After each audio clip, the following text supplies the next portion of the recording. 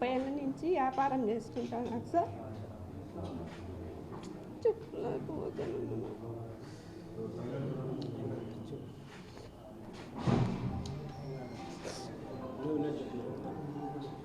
30 ఏళ్ళ నుంచి వ్యాపారం చేస్తానండి నా భర్త. ఎటువంటి వాళ్లకు ఏ హాని చేయలేదు. ఏదో ఆయన శక్తి సంపాదించుకుంటున్నాడు, అమ్ముకుంటున్నాడు. ఒకరికి అమ్మిస్తాడు చేస్తాడు. మా ఆయన ఎటువంటి వాడు కాదు. తర్వాత ఏం మాట్లాడు, నేను ఇట్లాంటి ఎప్పుడు మాట్లాడిన దాన్ని కాదు, నాకు తెలియదు ఇవన్నీ. ఏం చెప్పాల్సింది, మా ఆయనకు వ్యాపారాలలో ఏ గొడవలు లేవు. ఆయన బుద్ధి ఆయన సంపాదించుకొని తెలుగుదేశం వాళ్ళ తిట్టు సరిపోదనేం లేదు, వైఎస్ఆర్లోనేం లేదు, తెలుగుదేశం వాళ్ళు అనేది ఏం లేదు. ఎవరితోనైనా కలిసిపోతాడు. వ్యాపారాలు అన్నాక వాళ్ళతో మాట్లాడతాడు, వీళ్ళతో మాట్లాడతాడు, సెంటర్వీళ్ళు చేస్తా ఉంటాడు.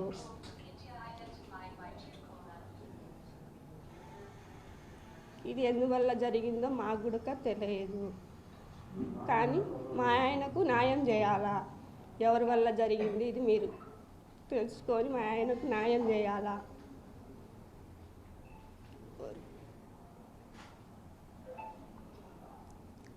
పేరు ఏం పేరు నన్ను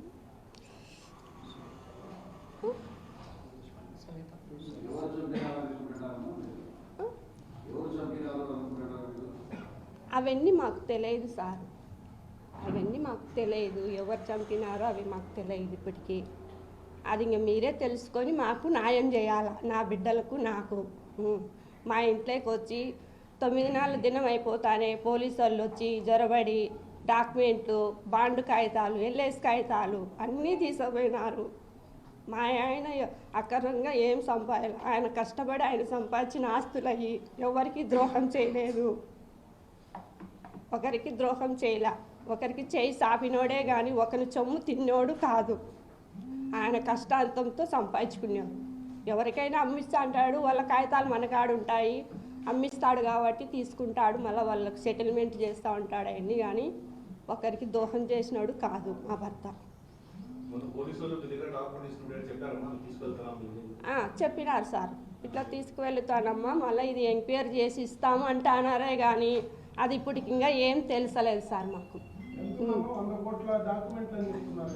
అదంతా ఉత్త మాటలు సార్. ఇప్పుడు ఎవరికైనా అమ్మిస్తా అంటాడు స్వలాలు, వాళ్ళ పేపర్లు మన కాడు ఉంటాయి, పలానా రోజు అగ్రిమెంట్లు ఉంటాయి, అవన్నీ అగ్రిమెంట్ వరకు ఉంటాయి మన దగ్గర, ఒకటే ఉంటాయి, అవన్నీ మనటే అంటాయి కాదా. ఎవరి గుద్ది వాళ్ళు రాసుకుంటున్నారు. మీరు ఎవరి గుద్ది వాళ్ళు రాసుకోబోతున్నారు, ఎవరికి అయినట్టు వాళ్ళు ఆడుకుంటున్నారు అంతే. మా ఆయనగా ఇంతమంది ఎవ్వరు ఒరిజినాలు, జిరాక్సులు, ఎల్ఐసి కాగితాలు, బాండ్ కాగితాలు, పాస్బుక్లు అన్నీ తీసుకుపోయినారు. ఏమంటే ఈ ఎంక్వైరీలేమ్మా ఇస్తాంలే అంటున్నారు. మాకు అదే ఆయన సంపాదించిన ఆస్తి అది ఉంది, అది ఎత్తకపోయి వాళ్ళు పెట్టుకున్నారు. మా బిడ్డలు మేము ఎట్ట బతకాలా.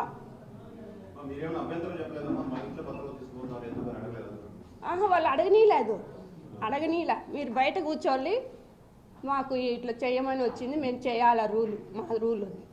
మీరు బయట కూర్చోాలని మమ్మల్ని అందరినీ బయట కూర్చోబెట్టినారు సార్. 11:30 దాకా ఉన్నారు, 12 దాకా ఉన్నారు. 10కి వచ్చినారు, స్టార్ట్ చేసినారు. 12 అయింది వాళ్ళ చెక్కింగ్ అంతా అయిపోయి.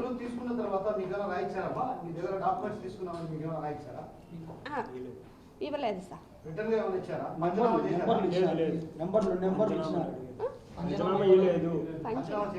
అప్పటికి ఏమి ఇవ్వలేదు సార్.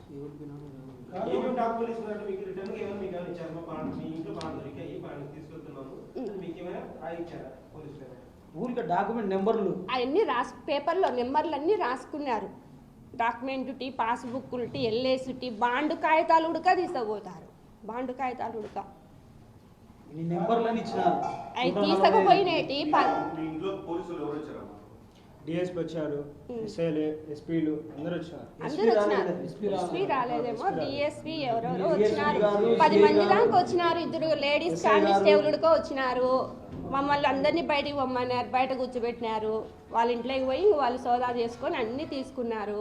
మీరేం భయపడొద్దుమా, మేము ఇస్తాంలే అంటున్నారు. రోజు తిప్పుకుంటా అన్నారు కానీ ఈ బుద్ధుడికి ఇలా నిత్యానంద రెడ్డికి మీ భర్త గారికి ఏమైనా గొడవలు ఉన్నాయా? అవన్నీ ఏం లేవు సార్, మాకు తెలిసినంత వరకు మాకు ఇప్పటికేమో ఏం లేవు. నిత్యానందతో మాట్లాడతాడు, రవి సార్తో మాట్లాడతాడు, తెలుగుదేశం వాళ్ళతో మాట్లాడుకు, ఎందుకంటే మేము వ్యాపారాలు చేస్తాం కాబట్టి వాళ్ళతో వీళ్ళతో అందరితో కంట్రోల్లోనే ఉంటాం సార్. వ్యాపారాలు అన్నాక వాళ్ళతో మాట్లాడతాం, వీళ్ళతో మాట్లాడతాం. ఎవరు బినామీ కాదు మేము. ఆయన కష్టపడి సంపాదించుకునే ఆస్తి అది, ఎవరు బినామీ కాదు. బినామీ ఎవరి బినామీ కాదు. 30 ఏళ్ళ నుంచి వ్యాపారం చేసుకుంటా 30 ఏళ్ళ నుంచి విలేకరుల సమావేశం పెట్టుకుంది. హత్య కేసులో నిందితులు సక్రమంగా పెట్టుకోలేదు కదా మీ వాదన, లేకపోతే పోలీసులు మిమ్మల్ని ఆస్తుల పరంగా డాక్యుమెంట్ల పరంగా ఇబ్బంది పెట్టినారు? మాకు మా భర్తని ఇట్లా చేసినారు, వాళ్ళకు ఏదో ఒకటి చెయ్యాలా, మా డాక్యుమెంట్లు మాకు రావాలా, మాకుండేది మా పిల్లలకు మాకు అదే మాకు న్యాయం చేయాలంతే సార్. పోలీసులపై మీకు నమ్మకం లేదా? ఇప్పటి వరకు జరిగిన పరిణామాలపైన పోలీసులు విచారణ చేస్తున్నారు కదా, దీనిపైన మీకు నమ్మకం ఉందా లేదా? పోలీసుల విచారణ నిష్పక్షపాతంగా వ్యవహరించమంటారు, నమ్మకం ఉంది కాబట్టే కదా. 11 మంది కాదు, 40-50 మంది వచ్చినారు సార్. 40-50 మంది వచ్చినారు రిమ్స్ లో పొడిచేదానికి. ఇంకా జాచ్ ఉన్నారు. ఇప్పటికి 11 మంది దొరికిన వాళ్ళు ఉన్నారు, ఇంకా 50 మంది ఉన్నారు. వచ్చింది పెట్టాలి కదా, పెట్టాలా, వాళ్ళకి ఏదో శిక్ష పడాలా సార్. వాళ్ళకి కూడా శిక్ష పడాలా. నా భర్తను అంత దారుణంగా చంపినారు, 12 కత్తిపోట్లు అంత దారుణంగా చంపినారంటే ఇప్పుడు మామూలుగా ఎవరిమైనా కొట్టుకుంటాము చేసుకుంటాము, అంత దారుణంగా ఎవరు చేయరు కదా సార్. ఎందువల్ల చేసినారు ఇది? నా భర్తను మాకు ఇంతవరకు ఎవరు లేరు సార్, ఎవరు లేరు.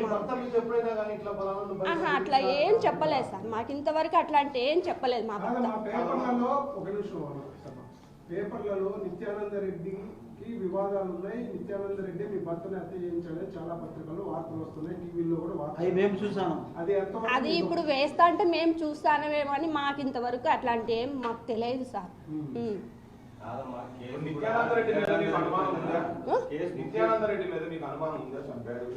అట్లా ఎట్లా చెప్పగలుగుతాం సార్? మనం చేయలే, మనం చెప్పలేం కదా అవన్నీ.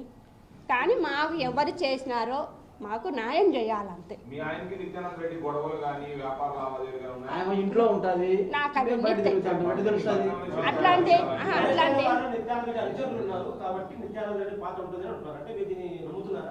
అంటే నాకు తెలియదు సార్. అట్లాంటి నాకు చెప్పినోడు కాదు, బయట విషయాలు మాకు తెలియదు. గొడవ జరిగిన రోజు, హత్య జరిగిన రోజు కేవలం వీధిలో ఉండే ఒక చిన్న జాతర సంబంధించిన గొడవ అని చెప్పారు, గంజాయి బ్యాచ్ అని చెప్పారు. మీరు కూడా మాట్లాడారు. తర్వాత ఎందుకు ఇట్లా మారిందనుకుంటున్నారు? వాళ్ళు ప్లాన్ ప్రకారం వేసి చంపినారు. వాళ్ళ అనుచరులు ఎవరో చేపించినారు, ప్లాన్ ప్రకారం చేపించి వాళ్ళ అనుచరులు ఒక్క సడన్ గా వచ్చి చెట్ల పొదల్లో నుంచి వచ్చి ఒక నిమిషంలోనే చంపేసినారు.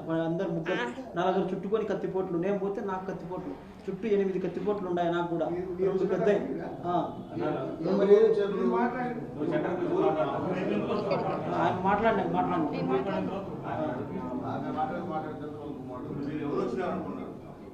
మాకేం తెలియదు.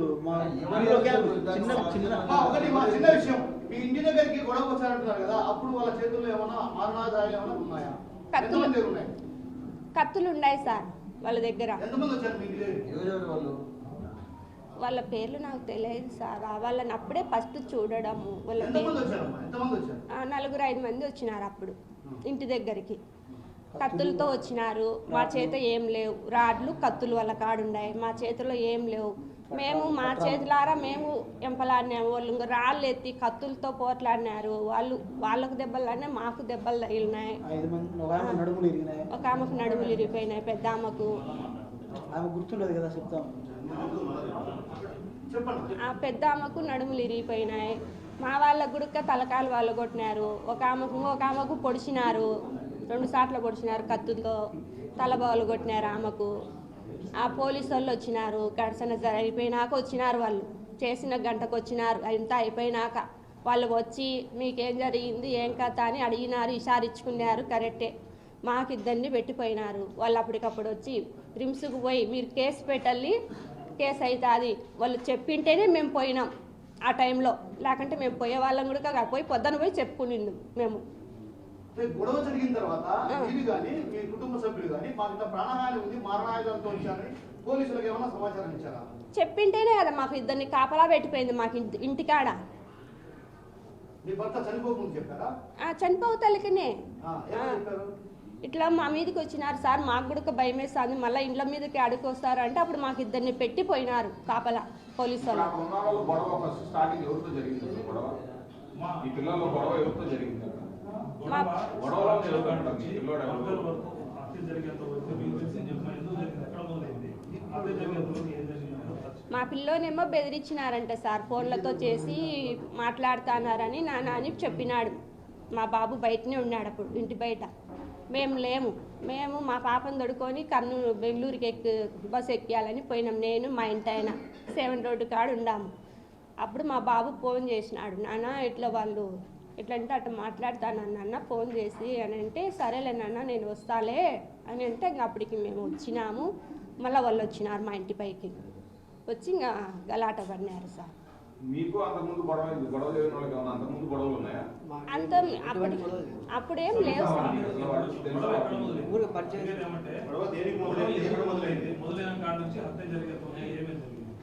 గొడవ అంటే శనివారం ఏమో కొద్దిగా డ్యాన్స్ ప్రోగ్రామ్ కాడేమో వాళ్ళు డైజీ కాడేమో పిల్లలు కొట్లాడుకున్నారంట సార్. అరుచుకున్నారని మేము పోయి పెద్దలం పోయి మందిచ్చి వచ్చినాం అంతే.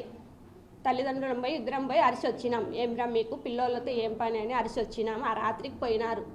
మళ్ళీ మరుసటి రోజు వస్తారని మాకు తెలియదు అవన్నీ. మళ్ళీ మరుసటి రోజు వచ్చి ఇంకా మేము లేము ఇంటి దగ్గర. పిల్లోనికి ఏమో ఫోన్ చేసి, రారా నిన్న కాదురా నువ్వు తొడకొచ్చింది, నువ్వు మీ అమ్మ పుట్టినవి అయితే ఈ ఉద్దు తొడకరారా మీ నాయన్ను అని ఫోన్ చేసి బెదిరిస్తానన్నానా అని ఫోన్ చేసినాడు పిల్లగాడు. సరేలే నాయన మేము పలానా సాటు ఉన్నాం కదా వస్తానంలే మాట్లాడతాంలే అని మేము పోయినాము. పోతే అప్పటికి ఇంకా వాళ్ళు వచ్చినారు ఇంటి మీదకి. మాట్లాడుతా అంటేనే కత్తులు తీస్తున్నారు వాళ్ళు, రాళ్ళు వేస్తున్నారు. మా చేతులారా మేము పోరాడినాము, మా చేతులలో ఏం లేవు, మా చేతైనంత వరకు పోరాడినాం. మాకు దెబ్బలు తగిలినాయి, వాళ్ళకు దెబ్బలు తగిలినాయి. తర్వాత వాళ్ళ పోలీసు వాళ్ళకు ఫోన్ చేసింటే గంట తర్వాత వచ్చినారు. అంబులెన్స్కి ఫోన్ చేసినాము, అంబులెన్స్ కూడా గంట పట్టింది వచ్చేదలకి, అంబులెన్స్ వచ్చేదలకి కూడా. మళ్ళీ వాళ్ళు ఈ దెబ్బలు తగిన వాళ్ళు పోయినారు మాకంటే ముందుకే పోయి రిమ్స్లోనేమో అడ్మిట్ అయ్యి ఉన్నారు వాళ్ళేమో. మేము పొక్కతలికేమో పోయినారు వాళ్ళే రిమ్స్లో. పోయేదలిక మేము మా ఆయన కూడా అందరూ పోలీసు వాళ్ళు తొడకపోయినారు వీళ్ళని కూడా. మేమేమనుకున్నాము ఆడవాళ్ళము పోలీసు వాళ్ళు ఉండారులే మనకు ఏం జరగదులేని, ఇంత జరుగుతుందని కూడా మేము ఆలోచించలేదు అస్సలు. ఇంత టెస్ట్ చేసుకొని హాస్పిటల్ కాడ పానం పోసే కాడ పానాలు తీస్తారని కూడా మేము అంత ఆలోచించే వాళ్ళమైతే మా జాగ్రత్తలో మేము ఉండేవాళ్ళం. మేమంత ఆలోచించలేదు. మా ఆయనకు నాకెవరుండారులే శత్రువుని అనుకున్నాడు, మోసపోయినాడు మా ఆయన.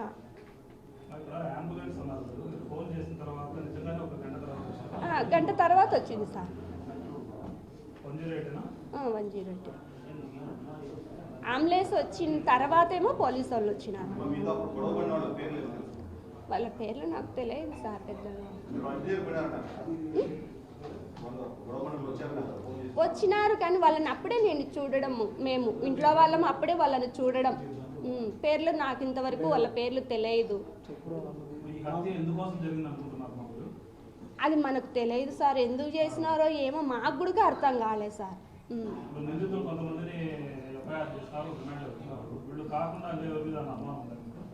ఏమో తాను మాకు పట్టుకు ఎంతమంది ఉంటారు, వాళ్ళ గ్రూపులలో ఎంత ఉంటారో మాకెట్ట తెలుస్తుంది సార్. వాళ్ళంతా గ్రూప్ ఉండేది మాకెట్ట తెలుస్తుంది, మాకేం తెలియదు.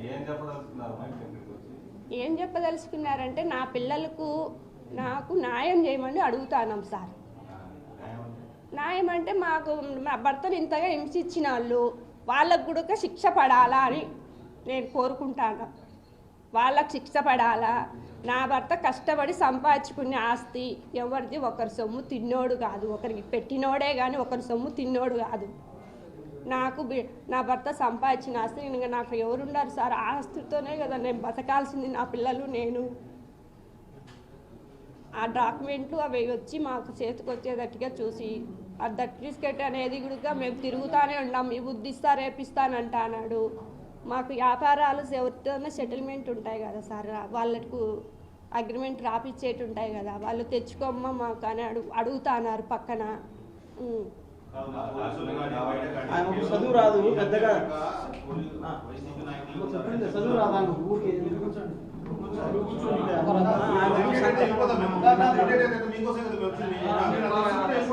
అడుగు అడుగు అడుగు మీకోసం మేము వచ్చినాం, మీరు అది తెలుసుకుంటే ఎట్లా? ఏమి